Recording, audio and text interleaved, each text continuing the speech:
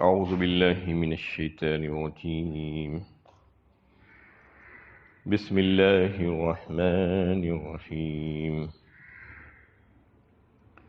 وما يؤمن أكثرهم بالله إلا وهم مشركون اور اکثر لوگوں کا حال یہ ہے کہ وہ اللہ کو مانتے بھی ہیں تو اس طرح کے اس کے ساتھ شریک ٹھہرا لیتے ہیں۔ یہ سورہ یوسف کی 106 نمبر کی آیت ہے۔ اس سے گزشتہ آیتوں میں ان سرکشوں کے تعلق سے کہا گیا تھا کہ وہ اللہ کو مانتے ہی نہیں، چاہے کتنی نشانیاں وہ دیکھ لیں۔ اکثر لوگوں کا حال یہی ہے کہ وہ دلیل سے بات سمجھنا نہیں چاہتے ہیں، بلکہ اپنے غلط خیالات پر جمے رہنا چاہتے ہیں، ورنہ قرآن میں تو ایمان لانے والوں کے لیے بے شمار دلائل موجود ہیں۔ اللہ تعالیٰ بار بار اپنی توحید کو سمجھانے کے لیے مختلف انداز میں انفس اور کائنات میں آفاق میں جو ہزاروں نشانیاں بکھری ہوئی ہیں اس پر غور و فکر کی دعوت دیتا ہے، لیکن لوگ ہیں کہ اس کو سمجھنا نہیں چاہتے، اس سبق کو بھول گئے ہیں۔ اس کی اصل وجہ یہ ہے اس کے حق کو نہ پانے کی کہ جس کی طرف قرآن دعوت دے رہا ہے، توحید کی جو نشانیاں دنیا میں بکھری پڑی ہیں، جس پر صبح سے شام تک وہ چلتے پھرتے ہیں، زمین و آسمان اور دیگر نشانیاں، اس میں غور و فکر نہیں کرنا چاہتے، بلکہ اپنے غلط نظریات اپنے آپ ہی قائم کر لیے ہیں اور اس پر جم گئے ہیں، اور ان نشانیوں کی طرف نظر اٹھا کر دیکھنا نہیں چاہتے، تو پھر ان کو اللہ کی توحید کیسے سمجھ میں آ سکتی ہے؟ یہ بات اس سے پہلی آیتوں میں چل رہی تھی۔ ابھی اس آیت میں کہا گیا وَمَا يُؤْمِنُ أَكْثَرُهُمْ بِاللَّهِ إِلَّا وَهُمْ مُشْرِكُونَ۔ اب اس میں سے بعض لوگ ایسے بھی ہیں جو ایمان لانے کا دعویٰ تو کرتے ہیں، کہتے ہیں کہ ہم خدا کو مانتے ہیں، خدا کو نہ ماننے کا دعویٰ نہیں کہتے، بلکہ خدا کو ماننے کا دعویٰ کرتے ہیں، لیکن اس کے ساتھ دوسروں کو بھی شریک کرنا چاہتے ہیں۔ یہ کیفیت ان کی ہے، یعنی ان کو جو ہے ایک خدا کافی نہیں ہے، توحید کا سبق بھلا دیے ہیں۔ شرک خدا کی صفات کی نفی کرتا ہے، شرک اللہ تعالیٰ کو ناپسند ہے، اور وہ لوگ جو ہے مختلف قسم کے شرک میں مبتلا ہوتے ہیں۔ اللہ تعالیٰ کی صفات میں لوگوں کو بھی، اوروں کو بھی شریک کرنا چاہتے ہیں، اس کے علم، اس کی قدرت، اس کے کمالات، اس کے اختیارات میں دیگر لوگوں کو جو ہے شریک کر لیتے ہیں۔ یعنی وہ توحید ربوبیت کے تو قائل ہیں، لیکن توحید الوہیت کو ماننا نہیں چاہتے۔ یہ سمجھتے ہیں کہ ساری کائنات کو پیدا کرنے والی ہستی جو ہے وہ ایک ہی ہے، اس کی توحید کو تو مانتے ہیں، سب مانتے ہیں، لیکن توحید الوہیت جو ہے الہ ہونے کی حیثیت سے دیگر لوگ بھی شامل ہیں، یہ سمجھتے ہیں۔ مختلف قسم کے عبادتوں کی جو طریقے ہیں وہ اوروں کے لیے بھی انہوں نے اختیار کر کے رکھ لیے ہیں۔ ابن کثیر نے فرمایا کہ اس آیت کے مفہوم میں وہ مسلمان بھی داخل ہیں جو مختلف قسم کے شرک میں مبتلا ہیں۔ اور ایک حدیث مسند احمد کی حدیث نبی صلی اللہ علیہ وسلم نے فرمایا اس میں کہ مجھے تم سے جو خطرہ ہے وہ سب سے خطرناک چیز شرک اصغر سے ہے۔ شرک اصغر جو چھوٹا شرک جسے کہا جاتا ہے، جو ایسا ہے کہ محسوس نہیں ہوتا، اندر آ جاتا ہے لوگوں کے، جس کو وہ شرک سمجھتے ہی نہیں۔ صحابہ کرام نے اس کی تعریف کرنے کے لیے فرمایا تو آپ صلی اللہ علیہ وسلم نے فرمایا کہ اس سے مراد وہ ہے جو ریا، دکھاوا، نمود و نمائش اور لوگوں کو خوش کرنے کی خاطر اللہ کو چھوڑ کر جو ہے ایسے کام کرنا، یعنی لوگوں کو خوش کرنا اور لوگوں کو دکھانا، یہ آج بہت عام ہے۔ یہ شرک اصغر کہا اس کو اللہ کے نبی صلی اللہ علیہ وسلم نے مسند احمد کی حدیث میں، اور اس طریقے سے دیگر کئی ایک کام ہے جو شرک اصغر ہی میں آتے ہیں۔ غیر اللہ کی قسمیں کھانا، غیر اللہ کی قسمیں کھانا بھی شرک اصغر ہی ہے۔ اور ایک سب سے بڑی جو بیماری اور خرابی آج مسلمانوں میں بھی موجود ہے وہ یہ ہے کہ غیر اللہ کے علاوہ کسی اور کی نظر و نیاز اور منتیں مرادیں مانگنا ان سے، یہ سب سے بڑی خرابی ہے شرک اصغر میں سے اگر دیکھا جائے۔ تو تو یہ بہت دور تک لے کر چلے جاتی ہے گمراہی میں انسان کو۔ انہیں خبروں میں مدفون جو حضرات جو ہمارے بزرگان دین اولیاء اللہ ہیں، ان کے پاس جا کر ان کو حاجت روا اور ان کو مشکل کشا سمجھ کر ان کو یا فلاں یا فلاں یا فلاں کہہ کر پکارنا اور ان سے مدد طلب کرنا، ان سے حاجتیں مانگنا، ان سے اپنی ضروریات طلب کرنا، ان سے اولاد مانگنا، ان سے رزق مانگنا، ان سے علم مانگنا، ان سے کامیابی مانگنا، مقدمات کی یکسوئی مانگنا اور صحت مانگنا، یہ بہت سی جو ہے طریقے آج لوگوں نے اپنا لیے ہیں۔ یہ سب کا سب شرک ہے، شرک اصغر کہا، اور بہت دور کی گمراہی میں انسان پڑ جاتا ہے اس کی وجہ سے۔ یہ تمام چیزوں میں جو ہے انسان پڑھ کر اپنے ایمان کو خراب کر لیتا ہے۔ یہ کہا گیا ہے وَمَا يُؤْمِنُ أَكْثَرُهُم بِاللَّهِ إِلَّا وَهُم مُشْرِكُونَ، یعنی یہ بہت ہی گمراہی ہے اور ضلالت ہے اور ظلم ہے کہ ایمان کا تو دعویٰ کرتا ہے، ماننے کا دعویٰ کرتا ہے کہ میں اللہ کو مانتا ہوں، لیکن اس کی توحید کا قائل نہیں ہے، بلکہ ادھر بھی اور ادھر بھی جانا چاہتا ہے۔ یہی کیفیت اس وقت بھی تو تھی جب اسلام کی جو ہے شروعات ہوئی تھی، تو وہ لوگ بھی یہی چاہتے تھے کہ ہم آپ کے خدا کو بھی مانتے ہیں، ہمارے خدا کو بھی مانیں گے، ہم یہ بھی کریں گے اور وہ بھی کریں گے۔ تو کہا گیا کہ نہیں، یہ چلنے والا نہیں ہے۔ سب سے پہلے نفی کرنی ہوگی لا الہ الا اللہ، لا کہہ کر، یعنی سب کو ختم کرنا ہوگا۔ اس کے بعد دل کو ساری گندگیوں سے پاک کرنا ہوگا، پھر اس کے بعد ہی یہ خدا کی محبت اور اس کی اطاعت اور بندگی کی جا سکتی ہے، ورنہ یہ بھی چلے گا وہ بھی چلے گا، یہ چلنے والا نہیں تھا۔ وہ تو بہت آسان کام تھا، اس قدر مشکلات اور مخالفتیں مول لینے کی ضرورت ہی نہیں پڑتی تھی اگر یہ بھی چلتا اور وہ بھی چلتا تو یہاں پر بتا دیا گیا کہ یہ چلنے والا نہیں ہے۔ خالصتاً اللہ تعالیٰ کو خالص چاہیے، توحید چاہیے، اور اس کی عبادت صرف اسی کی ہونی چاہیے۔ یا ایھا الناس اعبدوا ربکم الذی خلقکم والذین من قبلکم لعلکم تتقون،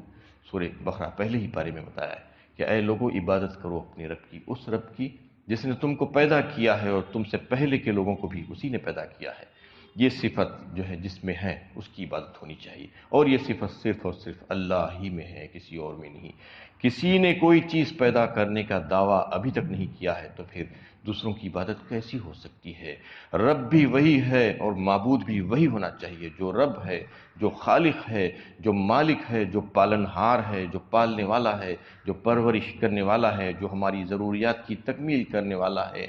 وہی ہمارا جو ہے معبود ہونا چاہیے، اسی کی عبادت ہونی چاہیے۔ اس میں یہ بات واضح کر دی گئی کہ جو شرک کر رہے ہیں، جو ایمان لانے کے دعوے کے ساتھ ساتھ وہ بھی قابل قبول نہیں ہے۔ جو نہیں مانتے ہیں وہ تو ہے ہی گمراہ، لیکن جو ماننے کا دعویٰ کر رہے ہیں لیکن اس کے باوجود بھی اللہ کے ساتھ کسی اور کو بھی شریک کرنا چاہتے ہیں، وہ بھی اللہ کے ہاں قابل قبول نہیں ہو سکتے۔ أَفَأَمِنُوا أَن تَأْتِيَهُمْ غَاشِيَةٌ مِّنْ عَذَابِ اللَّهِ أَوْ تَأْتِيَهُمُ السَّاعَةُ بَغْتَةً وَهُمْ لَا يَشْعُرُونَ، کیا یہ لوگ اس بات سے مطمئن ہیں کہ اللہ کے عذاب کی آفت ان پر چھا نہ جائے گی، یا بے خبری میں قیامت کی گھڑی ان پر اچانک آ نہ جائے گی؟ اب پوچھا جا رہا ہے کیا یہ لوگ اتنے نڈر ہو گئے ہیں کہ اتنی سرکشی اور ضلالت اور ظلم کے باوجود اور غفلت کے باوجود کہ اللہ کے ساتھ دوسروں کو بھی ملاتے ہیں اور دوسروں کو بھی شریک ٹھہراتے ہیں، پھر بھی جو ہے ان کو یہ پریشانی نہیں ہو رہی، یہ فکر نہیں ہو رہی کہ اللہ کا عذاب آ جائے گا ان کے اوپر، کوئی حادثہ پیش آ جائے گا، یہ اچانک قیامت ان کے اوپر آ پڑے گی جس کا ان کو احساس بھی نہیں ہے؟ یہ پوچھا جا رہا ہے، ان سے یہ سوال کیا جا رہا ہے۔ قُلْ هَٰذِهِ سَبِيلِي أَدْعُو إِلَى اللَّهِ عَلَىٰ بَصِيرَةٍ أَنَا وَمَنِ اتَّبَعَنِي وَسُبْحَانَ اللَّهِ وَمَا أَنَا مِنَ الْمُشْرِكِينَ، اے پیغمبر کہو یہ ہے میری راہ، میں اللہ کی طرف بلاتا ہوں بصیرت کے ساتھ، میں بھی اور وہ لوگ بھی جو میری پیروی کر رہے ہیں، اور اللہ کے لیے پاکی ہے اور میں شرک کرنے والوں میں سے نہیں ہوں۔ اب اللہ کے نبی صلی اللہ علیہ وسلم سے کہلوایا جا رہا ہے کہ اے نبی صلی اللہ علیہ وسلم کہہ دو ان لوگوں سے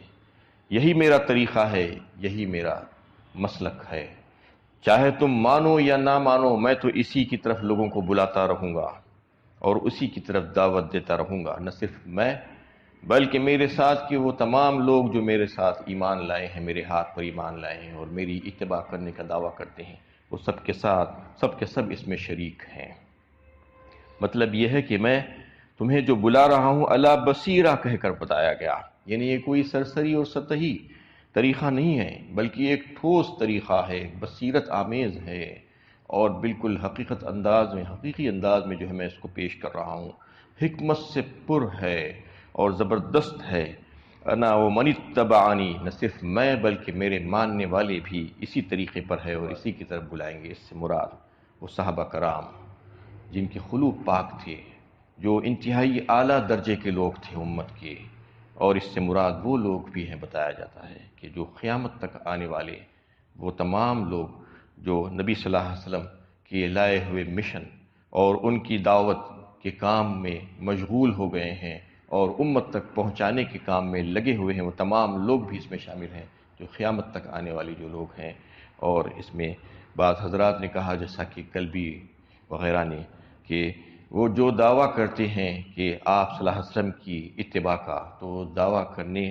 والے وہ لوگوں کو چاہیے کہ اللہ کے نبی صلی اللہ علیہ وسلم کے لائے ہوئے دین کو لوگوں تک پہنچانے کا کام انجام دیں، اور اس قرآن کی جو لائق بھیجا گیا ہے اس کی تعلیمات کو عام کرنے کی کوشش کریں، کیونکہ نبی صلی اللہ علیہ وسلم کی جو صفات تھی اللہ تعالیٰ نے سورہ احزاب میں جو بتایا، یا ایھا النبی انا ارسلناک شاہدا ومبشرا ونذیرا وداعیا الی اللہ باذنہ وسراجا منیرا، فرمایا انہیں اللہ کے نبی صلی اللہ علیہ وسلم کو جو القاب عطا کیے گئے تھے وہ بشیر اور نذیر اور گواہ بنا کر بھیجا گیا تھا، اور داعی الی اللہ بنا کر بھیجا گیا تھا۔ سراج منیر کہا اللہ تعالیٰ نے، چمکتا ہوا چراغ کہا آپ صلی اللہ علیہ وسلم کو۔ آپ ہدایت کی روشنی تھے، لوگوں کو ہدایت کی طرف بلاتے تھے، تو وہی کام ہم سب کو کرنا ہوگا۔ جو یہ دعویٰ کرتا ہے کہ آپ کی اتباع کرنے والوں میں سے ہوں، میں آپ کا امتی ہوں، تو پھر آپ صلی اللہ علیہ وسلم نے جس طریقے کو اختیار کیا تھا، جو قرآن کو بنیاد بنا کر آپ نے تبلیغ کا کام کیا تھا، جو لوگوں کے سامنے پیش کیا تھا، وہی قرآن کو بنیاد بنا کر ہم سب کو بھی جو ہے وہی کام کرنا ہے، کیونکہ